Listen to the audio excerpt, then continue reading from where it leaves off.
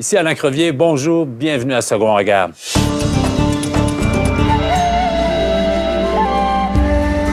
Aujourd'hui, à notre émission, il sera beaucoup question d'altruisme. Il en sera question avec le plaidoyer pour l'altruisme de Matthieu Ricard, le bouddhiste. Mais d'abord, un reportage. Il y a au Canada 150 000 sans-abri. Mais de quoi ont-ils vraiment besoin? Comment peut-on les aider? Ce n'est vraiment pas aussi facile qu'on pourrait l'imaginer. Alors, il y a dans la région de Montréal des gens qui ont lancé une initiative originale pour répondre à un besoin essentiel auquel on ne pense jamais quand il est question des sans-abri. Voici la caravane philosophique. C'est bon, on a les livres qu'il faut. À première vue, on pourrait croire au départ d'une popote roulante. On peut descendre ici. Mais ce que transportent Nadia et Frédéric dans leur caravane, c'est plutôt du matériel de réflexion et de création. Bien, bienvenue à bord. Alors là, on va faire notre tournée régulière, en fait, ce qui veut dire qu'absolument tout est possible. J'ai prêté un livre la semaine passée. Je dis, puis ça, c'est quoi? Non.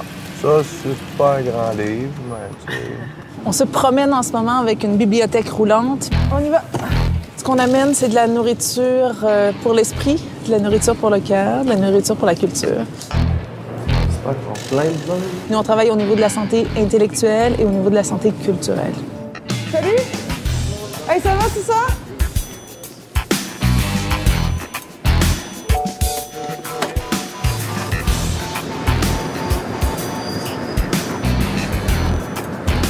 Got this also in English.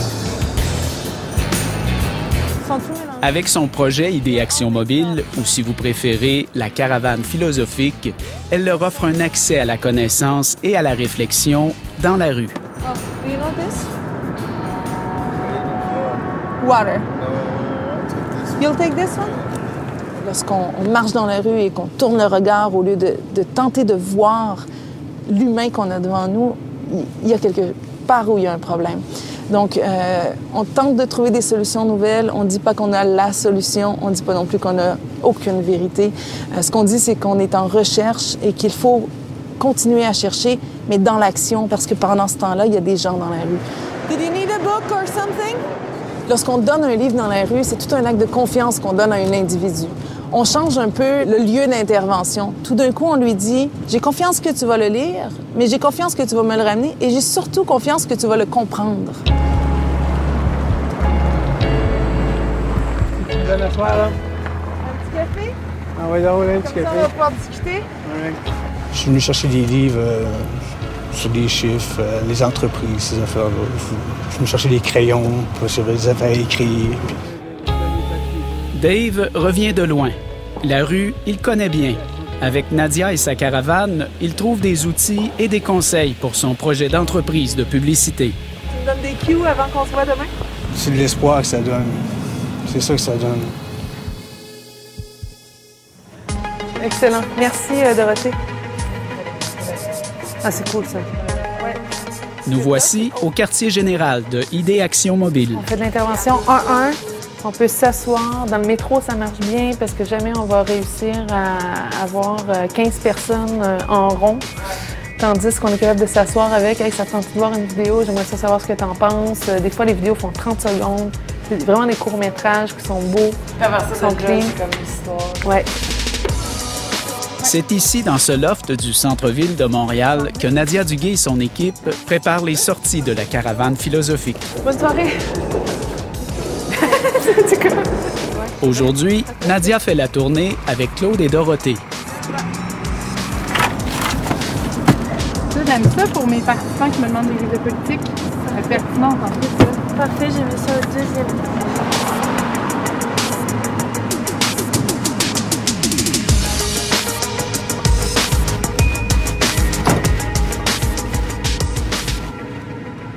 Tout ça, tout ce qui est matériel n'est que prétexte. Prétexte à une nouvelle rencontre, à créer un dialogue qui va sortir du cadre de la problématique sociale et personnelle de la personne avec laquelle on va travailler. Ce serait temps qu'on se tourne vers l'autre un peu.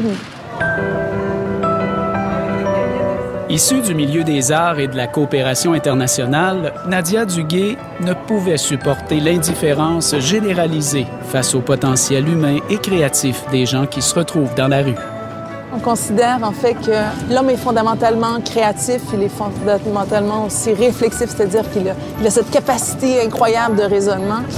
Et si on part de ce principe-là qui est tout simple, on arrive à la notion de droit. Des projets comme ça, on part tout le temps d'hypothèses un peu folles, un peu créatives. Son hypothèse, elle l'a tout de même soumise à ce professeur et chercheur du département de philosophie de l'UQAM. Pensée créative, le raisonnement créatif, là, tout d'un coup, les gens y voient. J'ai été ravi de pouvoir faire descendre un peu de l'université dans la rue. Le chercheur a été séduit par l'idée. Il veut maintenant démontrer que ce type d'intervention peut effectivement permettre à des gens en situation d'itinérance de se mobiliser et de changer leurs conditions de vie. J'ai toujours pensé que la capacité de raisonner correctement est un droit humain, mais il faut leur donner aussi des outils intellectuels pour être capable de penser une vie différente. Et ce que nous souhaitons faire, c'est démontrer que les gens moins scolarisés peuvent avoir des performances intellectuelles beaucoup plus grandes que celles qu'on leur attribue habituellement. Bien, il y a au Parc Chabot aussi, juste à côté. Soutenue par un réseau de partenaires, Nadia Duguay est bien déterminée à démontrer cette hypothèse. Et elle le fait dans les rues, les parcs et stations de métro.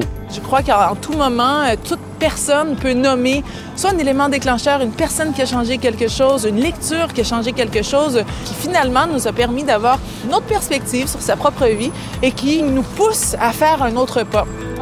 Do you read? Ça se fait par le livre, mais ça se fait aussi par la discussion, ça se fait par... Lorsqu'il y a des élections, on parle de politique. Lorsque l'actualité bouillonne, bien, on va en parler également. We are trying to get some newspaper to give us like everyday newspaper, so we can give you in the English version. Claude a rejoint l'équipe de la caravane en janvier dernier. Je te laisse des crayons, c'est encombrant pour toi. Elle voulait mettre en pratique ses études et recherches en philosophie sans déborder sur le terrain du travailleur social. Parce que justement, on peut leur offrir de lire, puis ils vont faire « Wow! » C'est une autre approche. C'est surtout un autre besoin qui est comblé. Il a l'air caché, celui-là, parce qu'on l'ignore. Puis juste de faire « Wow! On est d'autre chose que quelqu'un qui a faim. » Donc, c'est un droit, la création, c'est un droit, la réflexion. À partir du moment où on évoque un droit, c'est une responsabilité collective de mettre en place les outils d'accessibilité qui vont permettre à chaque homme de continuer à réfléchir son monde, mais aussi de continuer à recréer le monde.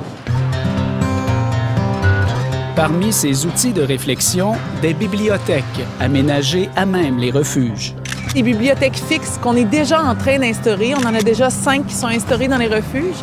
Donc, les personnes de la rue peuvent prendre un livre dans la caravane et aller le reporter dans une bibliothèque fixe et faire l'échange à cet endroit-là aussi. Quant aux retombées concrètes de son projet Idée-Action Mobile et sa caravane, Nadia Duguay demeure réaliste et bien consciente de l'immensité des besoins.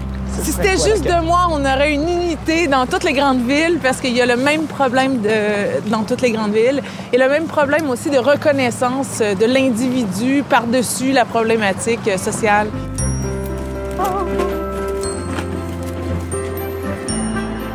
Ouais? Est-ce que vous lisez, Jean-Paul? Des fois. Sur le terrain, elle vous dira que la reconnaissance, ce n'est parfois qu'un regard ou une rencontre qui peut tout changer. Chez n'importe quel humain, en fait, il y a toujours un moment déclencheur. Il va y avoir un moment déclencheur autant sur une personne qui vit dans la rue que quelqu'un qui est dans son bureau, qui un jour se réveille et qui décide d'avoir un sens à sa vie. Ah, bon, mais ça, c'est bon, ça. On aime ça de même. Mais vous avez pris ma fleur pareil. Ah! Bonne soirée, M. Jean-Paul. Bonne soirée. Au revoir.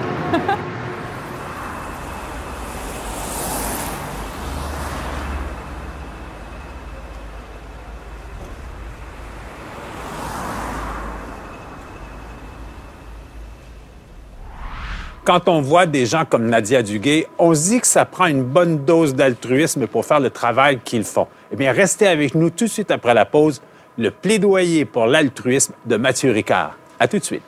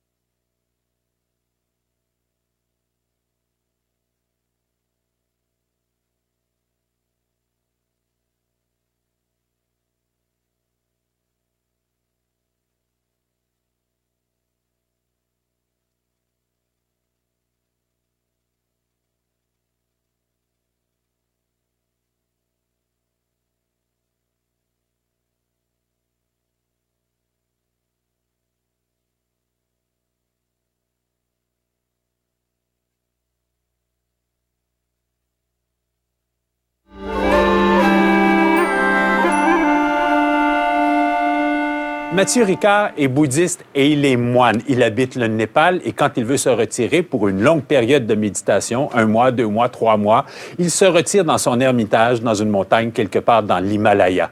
Mais Mathieu Ricard écrit et il écrit beaucoup. Il a publié sur la méditation, sur le bonheur et tout récemment, il publiait Plaidoyer pour l'altruisme. Et vous allez voir, ça va tout à fait dans le sens du reportage qu'on vous a présenté en début d'émission.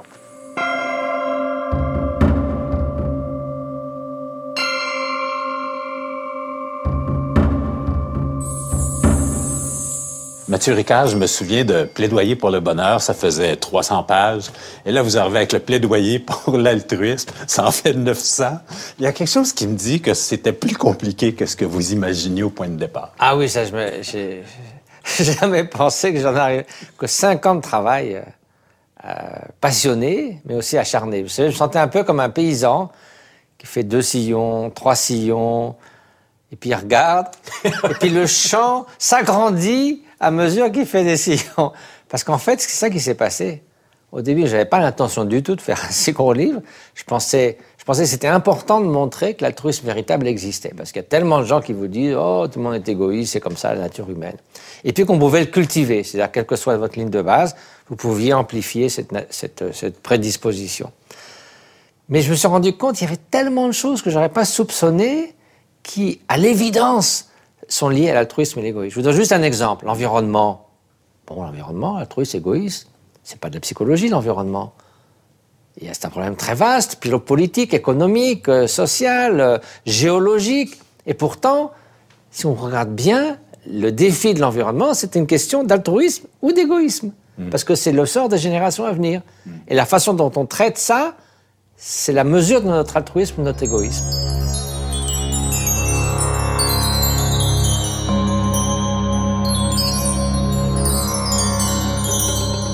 Mais dans le fond, peut-être que les gens vous disiez, je reviens au point de départ, mais peut-être que l'altruisme, pour beaucoup de gens, ça apparaît comme quelque chose qui est irréel. L'altruisme. Attends, ici, dans ma ville, là, ici, là, l'altruisme. Écoutez, il ne faut pas penser à l'altruisme comme une sorte de sacrifice permanent. Ben, c'est comme ça qu'on le voit. Oui, mais ça, c'est une erreur. Et ça, c'est peut-être notre tradition culturelle. Pour être altruiste, il faut que ça vous coûte quelque chose. Si ça vous coûte rien, ça vous fait pas mal, c'est pas altruiste. Pas du tout. En fait, la magie de l'altruisme, c'est que c'est le meilleur moyen du double accomplissement du bien-être d'autrui et du vôtre. Imaginez un égoïsme forcené, qui se dit, voilà, moi, ce qui me compte, c'est de maximiser mes intérêts personnels, je suis pas contre le bonheur des autres, mais c'est pas mon affaire, je viens dans ma petite bulle, donc je fonce, je travaille, moi. Et puis bon, c'est quelqu'un qui, visiblement, va être très préoccupé et très vulnérable.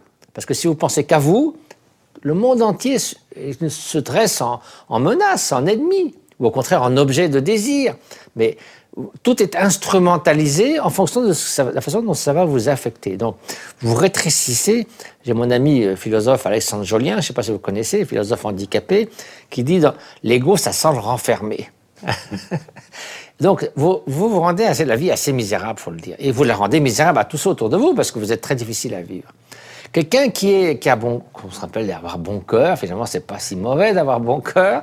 Quelqu'un qui est ouvert, tolérant, bien disposé, a priori, à faire confiance, pourquoi pas.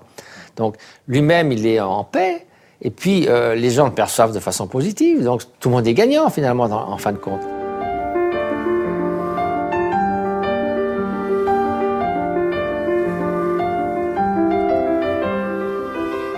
On a le potentiel d'être altruiste et d'être égoïste. Parce que nous savons très bien que ces deux dispositions, ces deux intentions, ces deux univers mentaux coexistent en nous, parce qu'on a fait l'expérience de l'égoïsme et on a aussi fait l'expérience de l'altruisme, malgré tout.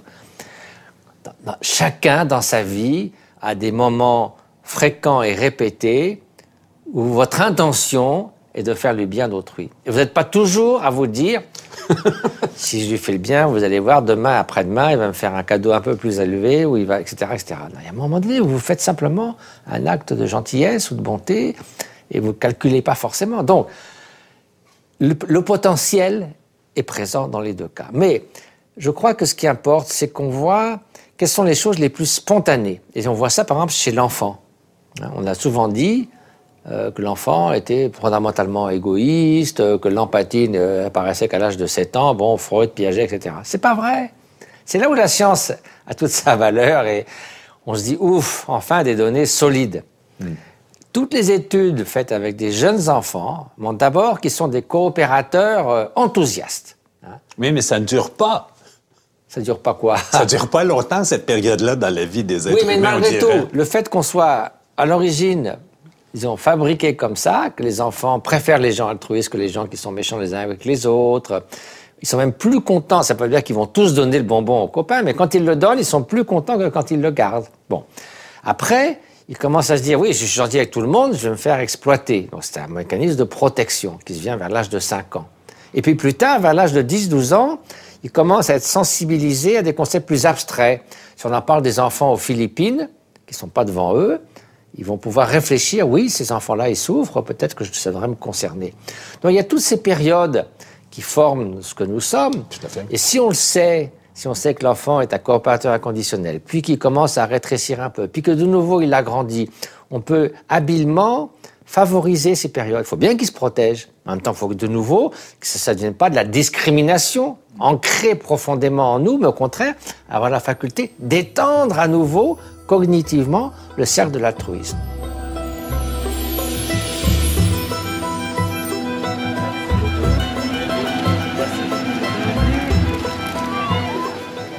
Mais je me suis dit, plaidoyer pour l'altruisme. Voici une société dans laquelle nous sommes où on pense spontanément. Plaidoyer pour l'altruisme, je pense à Pol Pot, je pense à Hitler, je pense à Staline, je pense à... Spontanément, je me dis, l'altruisme n'a pas, me semble-t-il, habité nos sociétés modernes. Dans le cas des génocides, il y a un processus très clair. L'altruisme, c'est d'accorder de la valeur à l'autre. Et dans le cas du génocide, on commence par dévaloriser l'autre. Tous les dictateurs de Hitler à Kadhafi ont traité leur peuple ou leurs ennemis jurés de cancrelats, de peste, de vermine, de rats. Donc ils les déshumanisaient. On fait ça d'ailleurs avec les animaux, un degré supplémentaire, on en fait des objets de consommation. On traite les cochons comme si c'était des machines à faire des saucisses, c'est plus des êtres sensibles. Donc vous voyez, si on comprend ça, on voit que l'antidote, c'est de jamais dévaloriser l'autre, de lui accorder sa valeur en tant qu'être humain, en tant qu'être sensible. Mais c'est tout le problème. Mais là, justement, parce que aujourd'hui, vous parliez de moi, un peu plus tôt, mais dans le fond, on peut valoriser l'autre, oui, je veux bien, mais c'est moi qui vais se retrouver à la retraite avec pas un rond pour pouvoir finir mes vieux jours. C'est moi qui vais se retrouver avec pas de voiture comme tous mes amis en ont. Alors finalement, on se dit, ouais, valoriser l'autre peut-être, mais moi, il faut que je me valorise d'abord. Si c'était un choix, moi ou l'autre. Mais si c'est l'idée que moi et l'autre vont prospérer ensemble, et que si tout le monde est égoïste, la société va beaucoup moins fonctionner et tout le monde y perd. À ce moment-là, si vous voulez, regardez, vous naviguez sur un bateau. Les marins, bien sûr qu'ils doivent assurer leur survie, mais ils savent que leur survie individuelle dépend de la façon dont ils vont tous coopérer pour que le bateau arrive à bon port. Donc là, Martin Luther King l'a dit, nous sommes arrivés dans des esquives différents, nous sommes maintenant tous dans le même bateau. Donc si vous voulez, tout ça étant relié, on a intérêt à promouvoir ensemble le bien commun, la qualité de l'air, des océans, la démocratie, au lieu de faire les uns contre les autres. J'ai une dernière question. Vous allez passer combien de temps là, dans votre ermitage? Vous allez repartir du Québec, vous allez aboutir à votre ermitage. Combien de temps vous allez passer là? Je vais passer 3 mois, enfin, bien heureux, parce que si vous voulez... Alors, il y a des gens qui m'ont dit, mais c'est un peu égoïste, ça. Pendant ce temps-là, oui, tu vous avez déjà dit ça. C'est vous qui me l'avez dit. Tu t'occupes pas de tes projets humanitaires, tu es bien tranquille, à manger un peu de mousseline le matin et à méditer toute la journée. Tu t'occupes pas de tes impôts. Mais en fait, c'est tout le but de ça. C'est de se débarrasser de l'égoïsme par une démarche intérieure, en comprenant les méfaits de cet sentiment exacerbé de l'importance de soi, en comprenant les bienfaits de la bienveillance et de l'amour altruiste, en essayant, non pas pendant 5 minutes, mais pendant toute une journée, d'emplir votre esprit de bienveillance.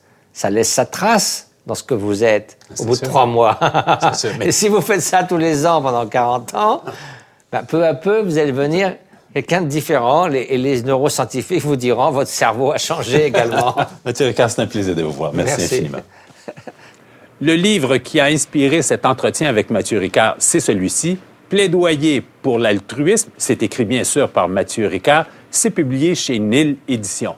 Reste avec nous, Second Regard se poursuit dans quelques instants.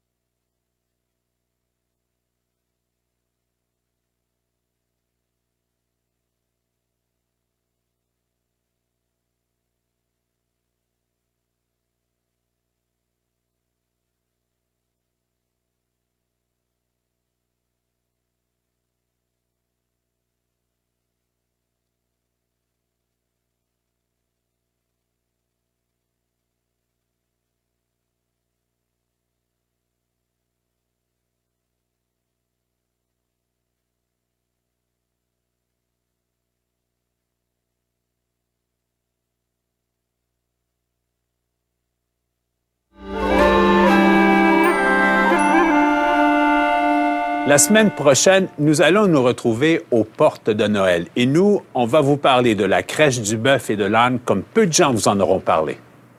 Dans les récits des deux grands évangiles qui parlent de la naissance de Jésus, le bœuf et l'âne ne sont jamais mentionnés. L'évangéliste Luc dit simplement qu'il naîtra dans une crèche, mot qui veut dire la mangeoire des animaux. C'est au fil du temps que de nouveaux éléments s'ajouteront au récit initial de l'histoire de la Nativité, enrichissant ainsi son interprétation. Et au 8e siècle, l'âne et le bœuf font leur entrée officielle dans la crèche avec Pseudo-Matthieu. Pseudo-Matthieu, alors quelqu'un qui s'appelle Matthieu comme l'évangéliste, mais c'est pas la même personne, et lui, il va réécrire l'histoire de la naissance de Jésus. Et c'est lui le premier à écrire qu'il y a un bœuf et un âne qui est présent. Voilà, c'est tout pour nous cette semaine. Merci d'avoir été des nôtres. On se donne rendez-vous la semaine prochaine. Au revoir.